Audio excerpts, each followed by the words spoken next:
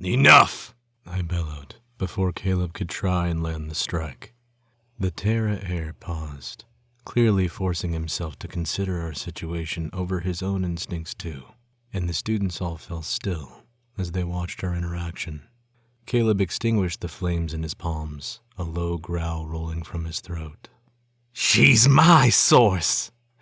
Touch her again, and you're dead, Professor or not. I snatched the front of his shirt, pulling him within an inch of my face. Get out of my classroom. Not until you swear it, Caleb spat, wheeling a hand around to point at Tori. She's mine. Keep your teeth out of her. I don't belong to anyone. Tori snapped, and Darcy nodded her agreement. You do, until you can fight us off. Caleb pushed me off of him so hard my back smashed into the board and I bared my fangs, fighting my instincts to kill him for that. Fine, I said in a deadly tone, but the other Vega twin is mine. Excuse me? Darcy gasped, but neither Caleb or I acknowledged her as we eyed each other. Deal, he finally forced out, then marched from the room, slamming the door behind him. The insult didn't pass me by. Then again, I probably would have done the same thing in his position. And I was going to work extra hard at finding something to give him detention for this week, though. The breath left me that was tangled with relief, because now I had her, and it was the best damn feeling I'd experienced in a long time. But I wasn't going to let the class see how much my mood had just brightened. So I straightened my shirt and turned to the board, a smile tearing across my face where they couldn't see it, as I continued with the lesson in a flat tone. Aries are ruled by Mars, so they can be particularly impulsive and often aggressive when... I went on autopilot as my heart drummed to the hammering beat and my inner vampire bellowed his victory. But I was fucked. So fucked, because I knew this was about more than her blood, some deeper connection forged by something intangible. But screw it, because I actually wanted something for the first time in too many years, and now that I had it, I wasn't letting it go. Darcy Vega was my source. Mine. And no one else in this whole damn kingdom could have a taste of her but me. Don't we get a say in this? Darcy hissed to her sister, and my smile dug deeper. No, Blue, you don't.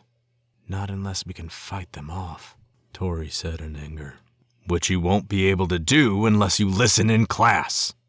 I grabbed a book from my desk, hurling it at them and making them leap apart to avoid being hit. One more word out of either of you, and you'll be in detention for the rest of the year. Their glares were venomous, and I stared coolly back, waiting for either of them to go against my word. But they kept their mouths shut, at last, and I went back to teaching the class.